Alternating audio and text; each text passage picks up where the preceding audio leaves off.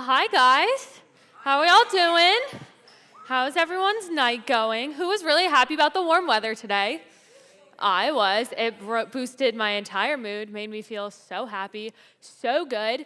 I'm so excited that I get to talk to you guys tonight.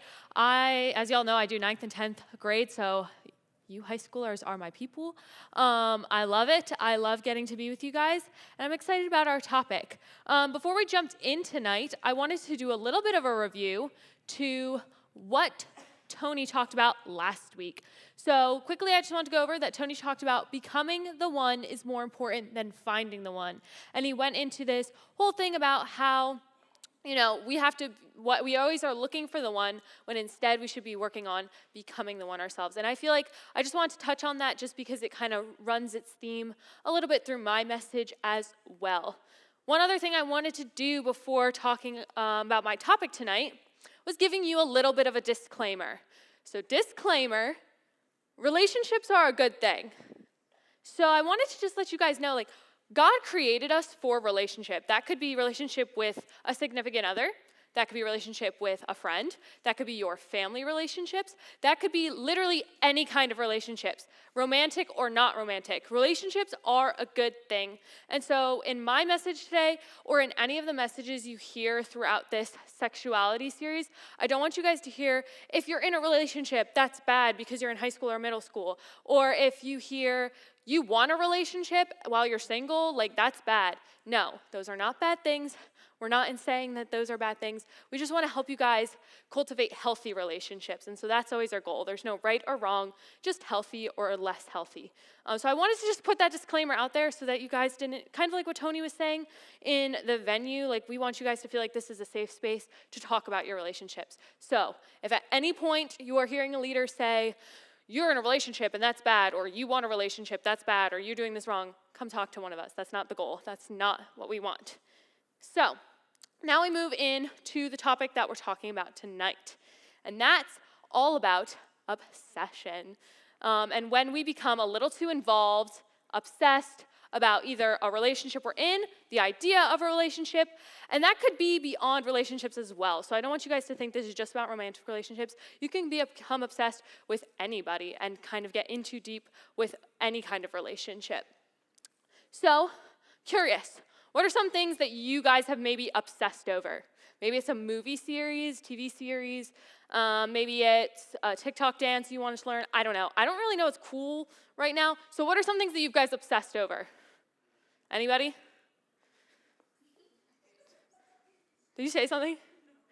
Yeah, Katie. No one else is obsessed with this, but I was obsessed with books. Books? That's honestly good for you. I wish I could also be obsessed with books. I am a terrible reader. I wish I could be obsessed with books. Anything else that someone's just kind of obsessed with? Marvel? A great one. I'm also obsessed with Marvel. Sometimes, I don't follow all the movies, but the new Spider-Man movie was really, really good. So I kind of want to out myself for a second here in the fact that I'm going to show you guys something really embarrassing and tell you a little bit about an embarrassing story. You guys ready? So, in middle school, I was obsessed with a white beanie. Don't tell me why. In middle school, I thought I was literally the coolest person on the planet.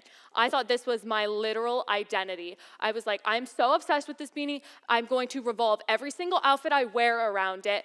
I'm going to make sure that everyone looks at me and remembers that I am the girl with the white beanie. Don't ask me why, it was so weird. I became so known for this at the point that people I went to fine arts classes with knew me as the girl who wore the white beanie and made it a game that everyone at the fine arts school was trying to steal it from me. That's how weird it was. That's how obsessed I was. I'm not kidding. Every photo from middle school is me in this white beanie. And it became such an unhealthy obsession. And that was just a piece of clothing. But sometimes we can get obsessed in different things like relationships. So who's ever seen one of those rom-coms where one of those people get, really, really, really invested in that person and they try and do everything to get them to like them? One of my favorite examples of this is from on October this 3rd, movie. He asked me what day it was. It's October 3rd. 2 weeks later, we spoke again. It's raining. Yeah. But I wanted things to move faster, so I followed my instincts. Hey, I'm totally lost. Can you help me? But I wasn't lost. Yeah. I knew exactly what Miss Norbury was talking about. It's a factorial, so you multiply each one by n. Wrong. Is that the summation? Yeah, they're the same thing. Wrong. He was so wrong. Thanks. I get it now. Lights, please. Okay, see you guys tomorrow. Does anybody know what movie that's from? Thank you! I was like, I really hope they know that movie. I love that movie. I think it's a fantastic movie. But those of you who don't know, in the movie scene, that's Katie and Aaron, and Katie's really, really, really smart. She knows her math. She's a math whiz. Wish I could be like her. But she really likes this boy in her class who sits in front of her, Aaron, and so in order to get him to notice her and to like her, she pretends that she's not good at math. So she says things, I don't know if you noticed in the clip, she'll be like, oh, this, how do you do this? And he'll say it, and in her head, she's like, that's wrong, but goes along with it anyway. So she has this idea of, if I am not good at math, he's gonna notice me, and she almost in a way becomes obsessed with the idea of getting him to like her, that she's willing to change who she is. And if you watch some of the movie more, you realize she starts to get like failing grades because of this. Her teacher's like, I'm so confused. You really are good at math. Why are you failing in this like test or whatever?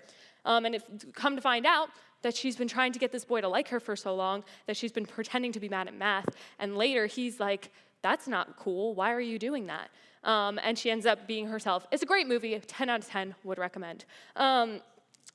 So that can happen sometimes, and it's totally okay to be interested in someone or have feelings for someone. We were created to have feelings for one another and, want to be liked by people.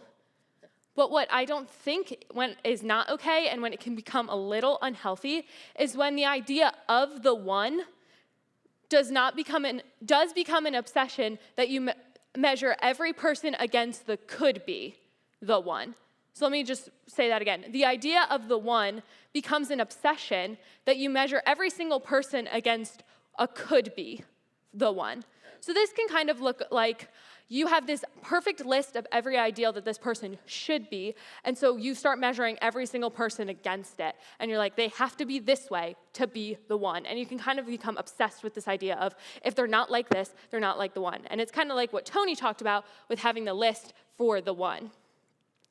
The other way I think it can get unhealthy is when you lose yourself in the process of being with who you think could be the one. So I think sometimes when we get into relationships, so the other part of this quote was more when you are thinking about a person or about being in a relationship or about being in a friendship with someone or whatever. This is when you're in one and you lose yourself in the process of being with who you think could be the one. So you start to think, this person is probably the one, so I'm gonna do everything I can to make sure I keep up and be the thing that this person wants because they are the one. They're the one that I'm going to be with for the rest of my life. So I have to make sure that I am with this person and I do everything I can to do right to be with this person. So I think that these are the trouble spots that we can get into, and I wanna make sure that those aren't where we stay in, and that's why we're talking about this tonight.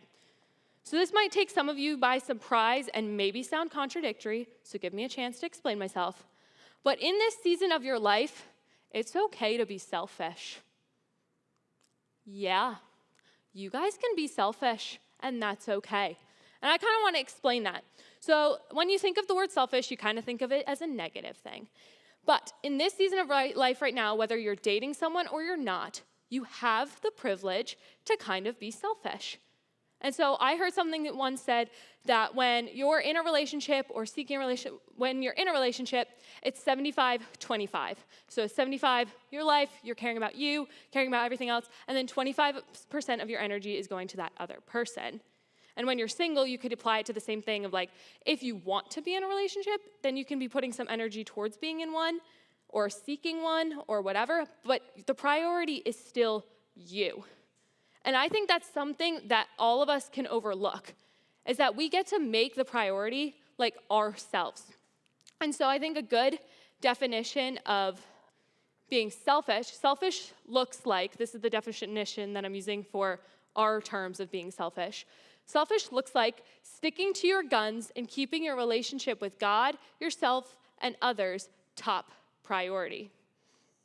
So while you're single and dating, this can be your selfish.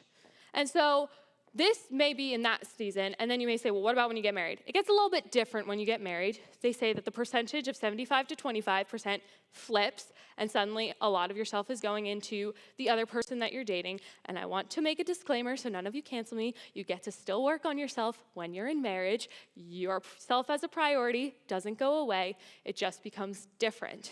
But in the season you're in right now, it gets to be your biggest priority, that taking care of yourself, sticking to your guns, and keeping your relationship with God is your top priority. Fortunately, when we're single, we might quickly become obsessed with the idea of, I need to be in a relationship. And when we're dating, we can become too invested too quick, and suddenly the world could revolve around that person. But this is a season that I feel like you shouldn't waste. Let's see if this works.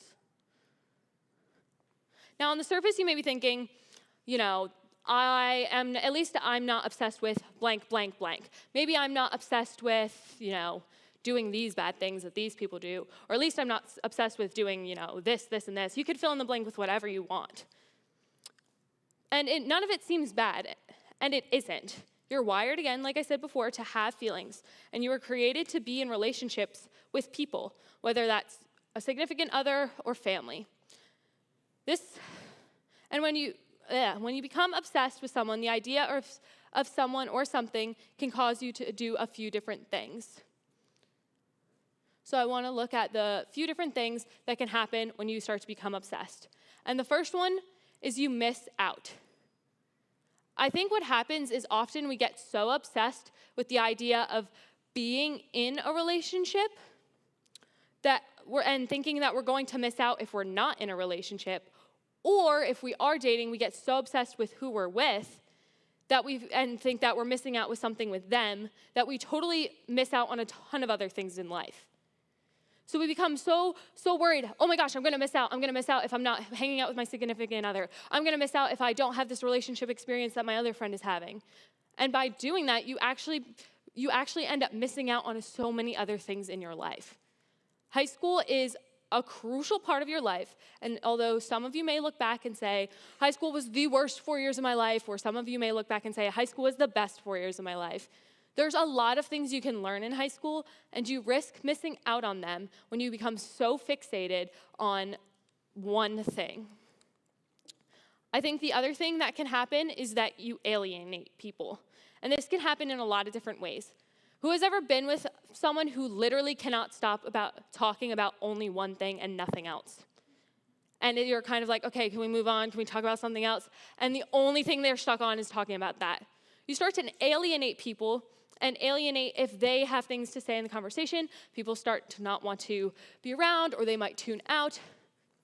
And this can happen, and we start to lose people because we start to be so fixated on one thing that we can't see the other people around us, and it ends up alienating the people around us.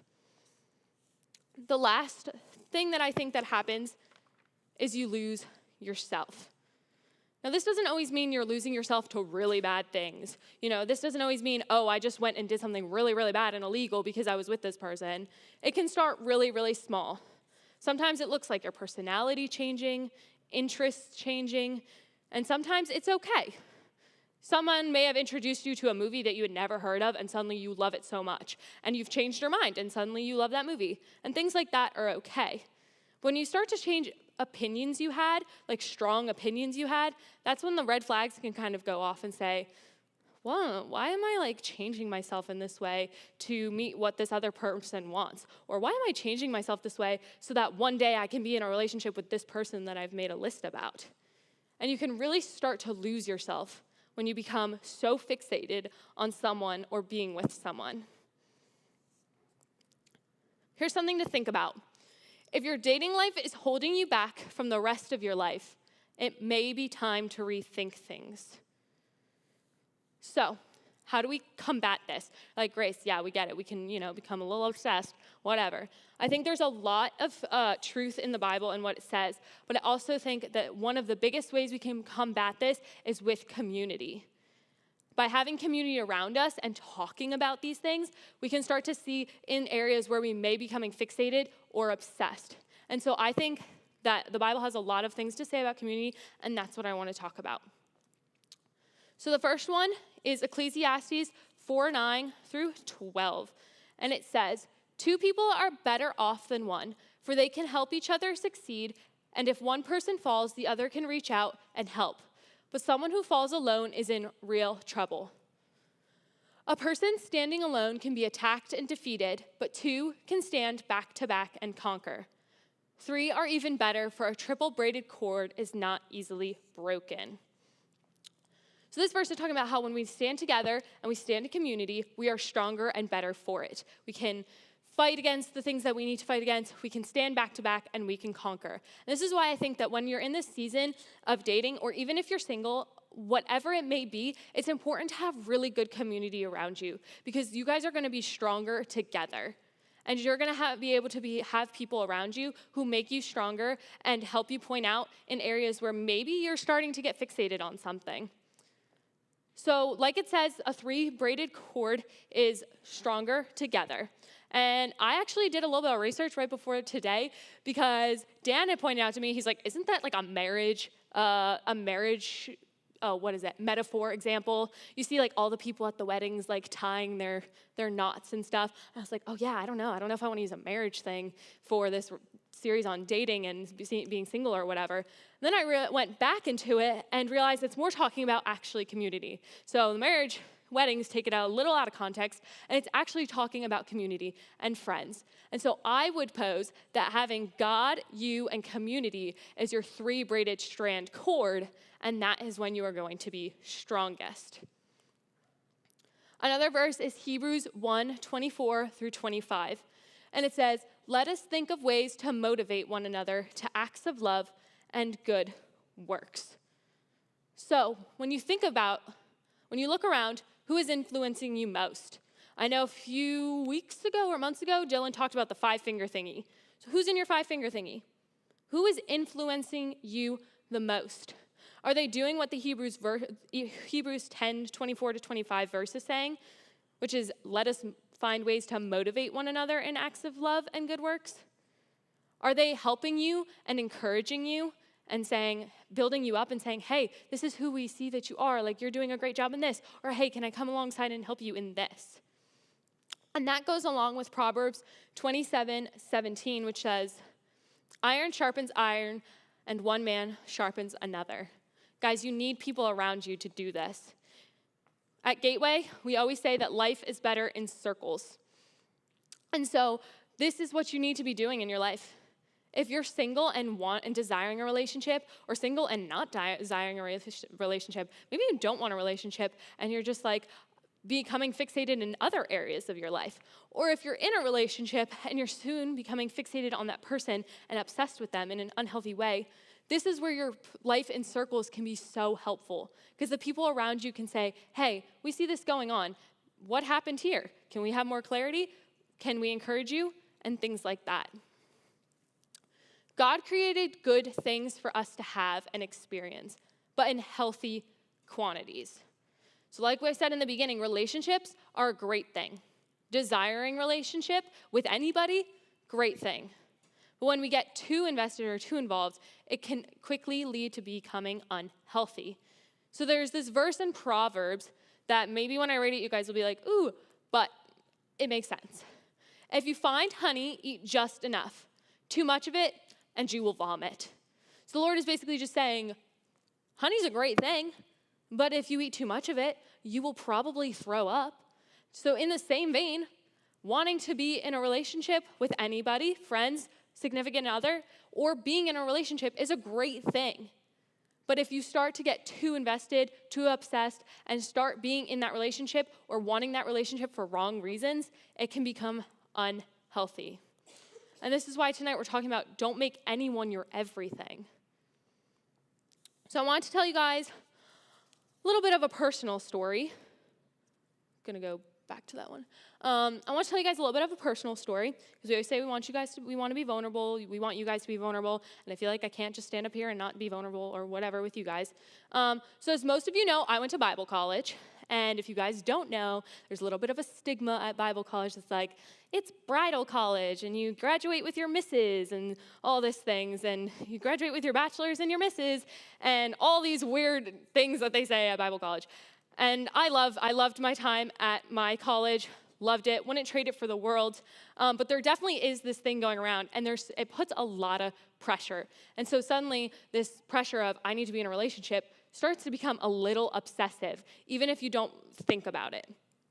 So my freshman year, I was in a relationship, and I quickly fell into this mindset of this person is the one that I'm going to be with forever.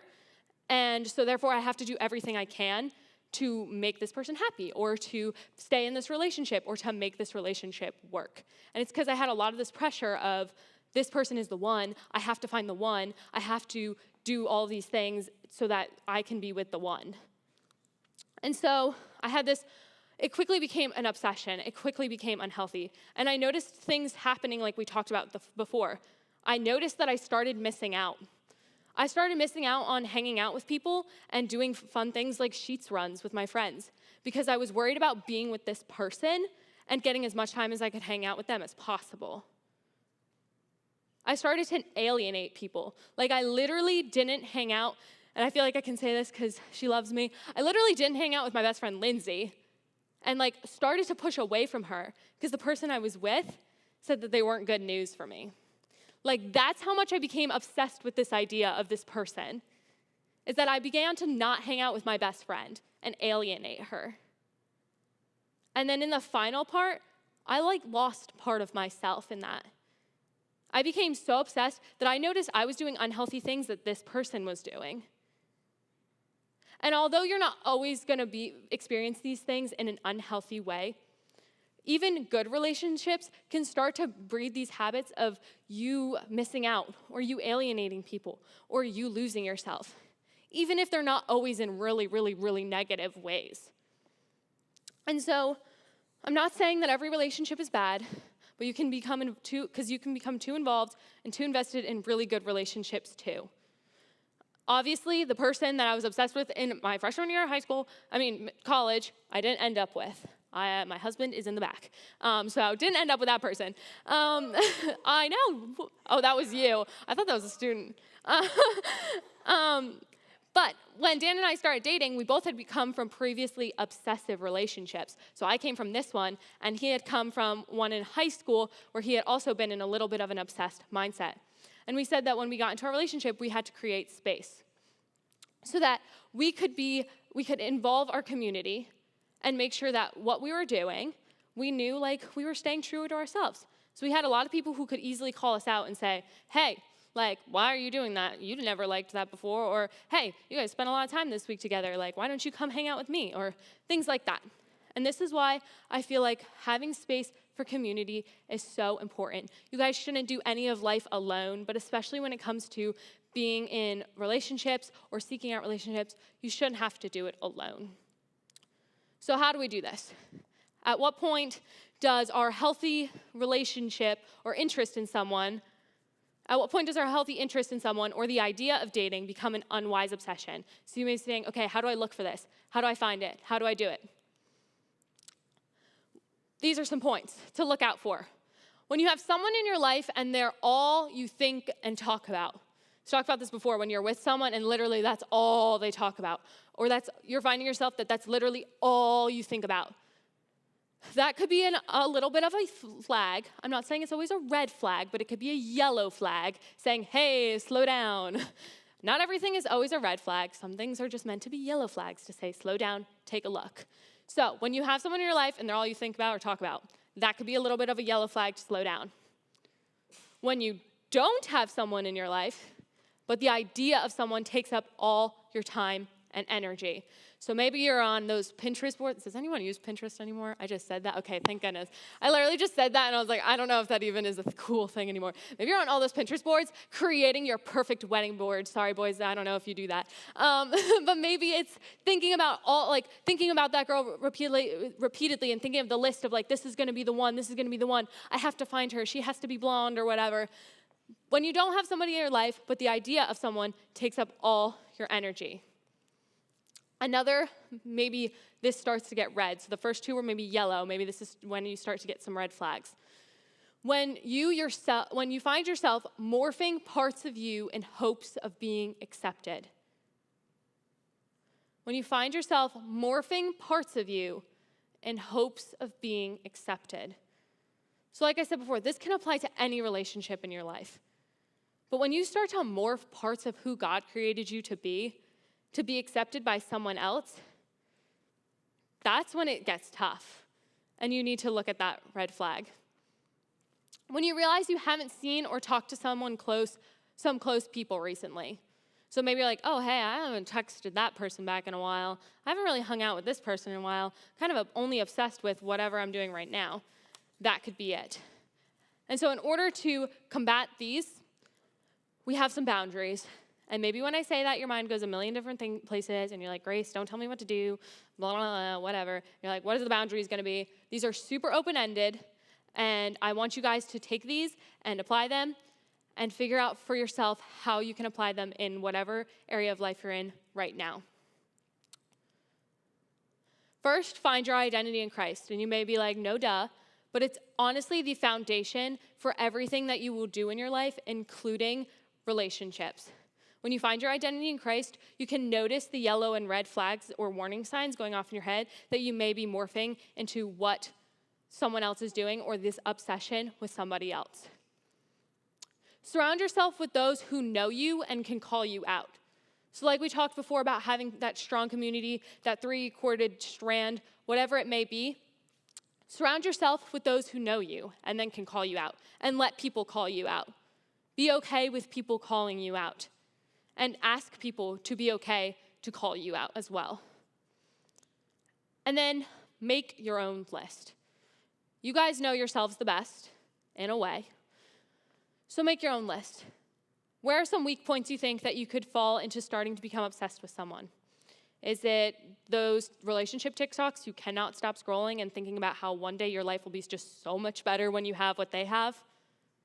Or is it maybe you are starting to tell some little white lies of like, oh yeah, I totally love the Star Wars movies. I'm so into those characters, whatever. And like, you're just making these things up because you want someone to like you. Make your own list of where you guys see you may have struggles with this, and then share it with one of those trusted people. And through all of this, just trust God with your relationships. Like that is it. He sees the relationships that you're going to be in, and he sees the ones that you're in now, and he is in control of all of them. Your relationships may come and go, or stick around forever, or you may be like Paul doing kingdom work solo. But wherever it may be, God knows what is to come, and the best thing you can do is trust him with it all. So I'm going to pray for you guys, and then I would encourage you guys, please be open in small group. Like have community, find your community. And if that's not small group, find other people outside of it. And don't do this alone. Find a leader, find someone to talk to about it, because the best way to get through this is by doing that. So I'm going to pray for you guys, and then we'll be released to small groups. Dear God, thank you so much for this day. Thank you for the incredible warm weather. Thank you for all these high schoolers that are here tonight.